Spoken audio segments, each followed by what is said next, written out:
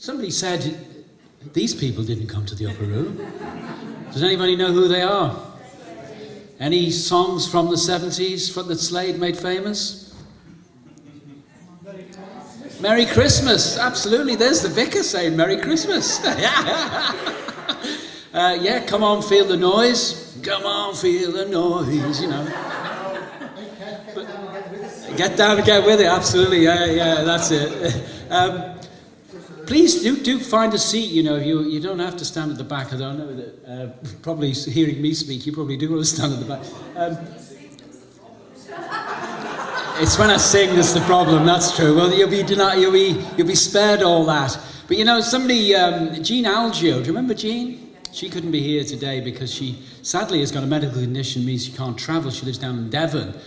She's called Jean Parish now, and she sent a lovely little quote, actually, which I thought was a bit of a theme for today. It's something along the lines of, time may be a great healer, but it's not a fabulous beautician. Now, if you've seen people and thought, I kind of know that face, rest assured, I assure you, if you stay around long enough, you'll begin to see people as they were. And maybe that's what this afternoon is a bit about, actually. We are retrospective today, and obviously our life belongs in the future, not the past.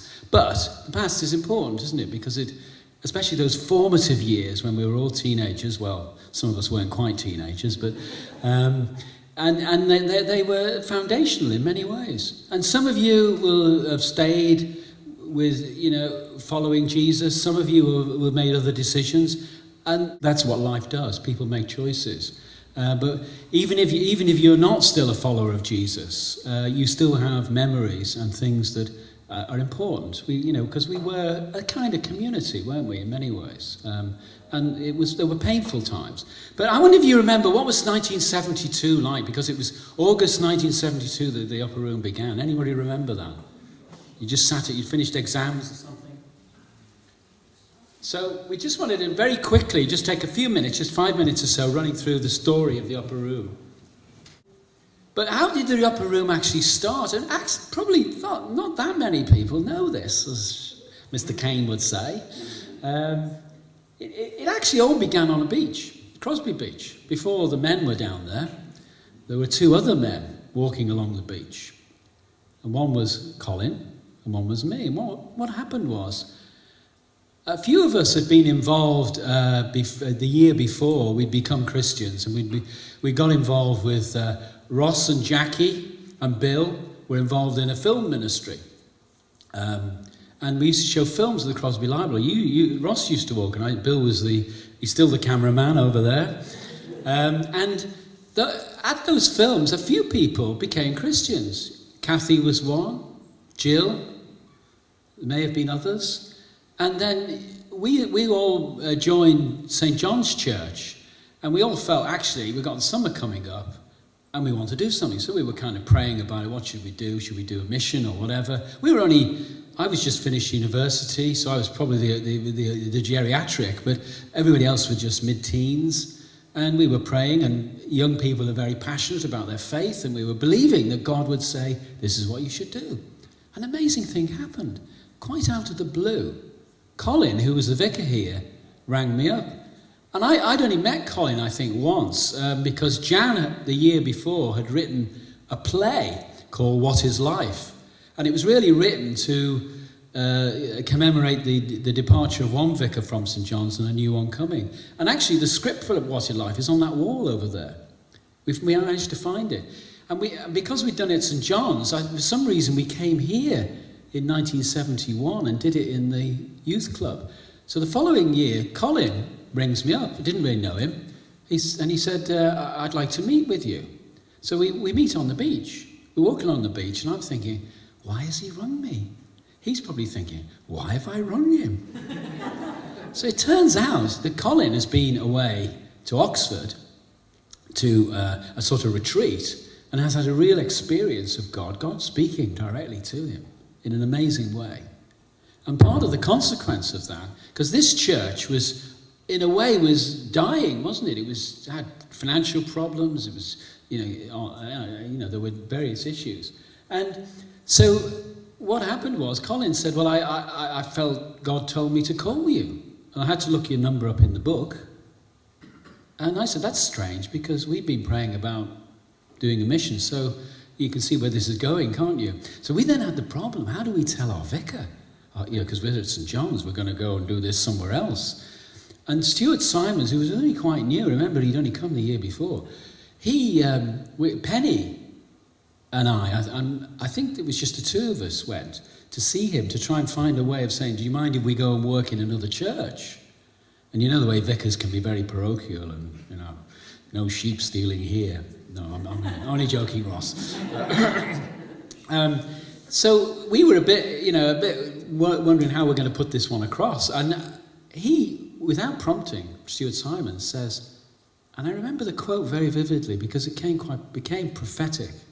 He said, why don't you think about going to Thornton? Colin Rennick can do with some wandering minstrels. Honestly, that's what he said. So we thought, wow. So off we went a few weeks later, and we found that Thornton was a no-go area. This is a photograph from the time. And actually that estate, which has been rebuilt, of course, now, I think it had, was it something like 600 households, and 2/3 of them were 400 out of 600. 440 out of 600 were single-parent households. Allegedly, it was the highest proportion of single-parent households in any estate in the whole of Europe, or Western Europe at least. So it was a bit of a dumping ground for problem families. So it was a challenging area. And what happened was, we became wandering minstrels, and went out into that estate and started, there were kids of all ages, but eventually it mainly came down to teenagers, started coming. And Bill reminded me that we originally came just for 2 weeks. And after about day 3, there was hardly anybody coming back to the church. And we thought, well, where's this going? And so we knelt around here. There was only maybe a dozen of us, and we prayed that God would do something. And he did. Because that very evening, almost a few minutes later, the door opened, and some young lad popped his head around and said, is this where the coffee bar is? And so it was, obviously, we served coffee. And it wasn't really youth work, actually, because it was all Bible study, praise, and witnessing. And that's what it became. You couldn't have manufactured it, because it wouldn't work. And we once had a social worker who came and said, I just don't get how this works, because there are so many troubled young people, and we're all here today, aren't we?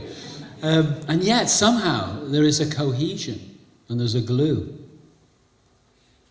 And so it was that Bible study. The singing was amazing, wasn't it? Do you remember the singing? Maybe I'm waxing lyrical here, but probably am. People always used to comment that singing was angelic, actually, and people who hadn't been trained in singing. But I think above all, for me, there were meals. The thing that I remember was that people were accepted for who they were. And, of course, there was witnessing. You could see various people there out on the streets, even in the centre of Liverpool, and you recognise some of the faces.